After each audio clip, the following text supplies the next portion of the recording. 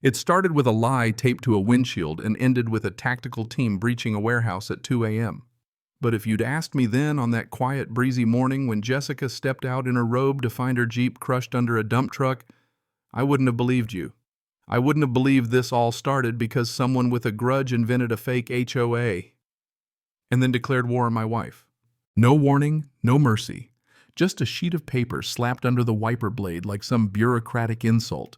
Move your vehicle or it will be removed, final warning. No seal, no signature, just angry block letters, screaming authority it didn't have. Jessica stood there in the wind robe, clinging to her legs, staring at it like it was a joke. Except it wasn't. I remember her voice calling out tight and cold, "Mark, you see this?" And when I stepped out with my coffee, I thought it was spam or some kid's prank. But when I saw her face, I knew something was off. There was no HOA here. The realtor said it. County records confirmed it. We'd checked everything. And yet that afternoon, someone had moved her seat, messed with her rearview mirror, like they were claiming ownership of her car 1 creepy inch at a time. Then came the flat tire, roofing nail angled deliberate. Then came the dump truck. 7 tons of steel crushed the front end of her Jeep like it was nothing, and the driver handed over a clipboard like it was protocol. Authorized removal, he said. Called in by Ridgefield North HOA. Jessica didn't blink. She just stared at the signature illegible and the backdated seal, her eyes narrowing. "This is a forgery," she whispered. And for the first time I saw something in her I hadn't seen since before we moved, calculated fury. See, my wife doesn't just work in city planning. She leads a municipal SWAT unit, fraud investigations, organized corruption. She doesn't knock, she breaches. And whoever staged this mess just picked the wrong house. By that night, we were tracing digital trails. No record of Ridgefield North HOA anywhere, state, federal, nothing. Jessica dug through IP traces, recycled domains, forged PDF templates, all pulled from some amateur playbook. But here's the thing. Amateurs don't jam your cell signal, kill the power in your house, and paint, get out on your mailbox in fresh black paint, while your neighborhood stares from behind twitching blinds like they've already picked a side. And then came the knock. This guy, gray blazer, smug as hell, calls himself Harry Glossman, president of the Ridgefield North Homeowners Association. He even had the gall to hand us a fine, $500 for non-compliance. When Jessica said she'd record him, he flinched, just a little. That's when I knew he wasn't bluffing. He was scared of being caught. But it wasn't until we plugged in that USB that things escalated fast. Flash drives, dozens. Surveillance logs, fake fines, spreadsheets of addresses. My name flagged under 6B. Unstable. Jessica, unpredictable. Immediate response required.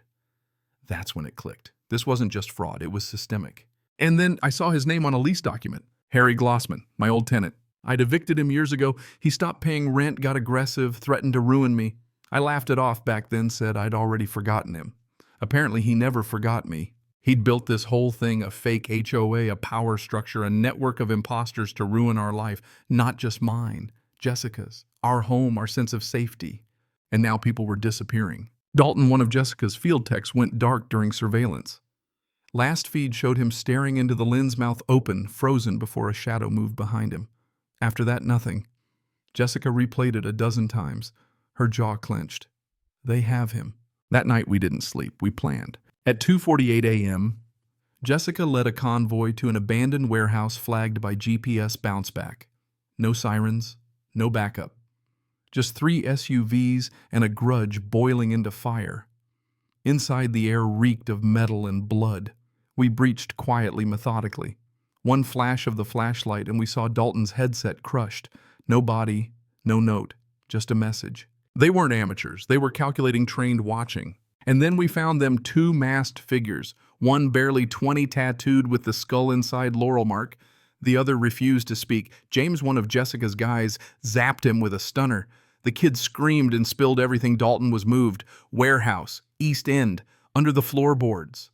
We moved like we were on borrowed time. And that's when it hit us. They weren't just sending threats. They were tracking us.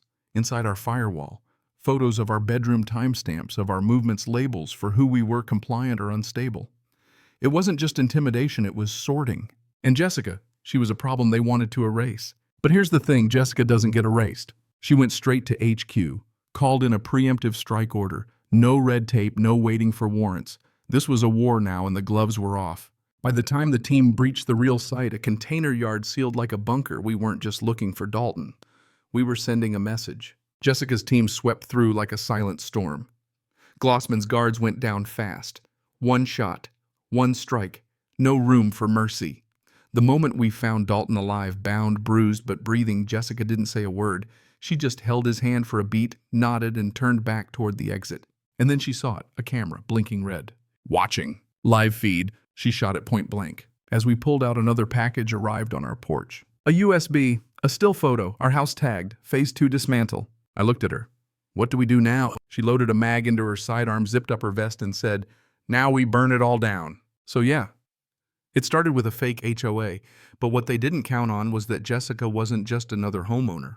She was the one thing they couldn't forge justice. You tell me, was it overkill or just overdue? Drop your thoughts below. Was Jessica right to hit back? Or did we just become what we were fighting?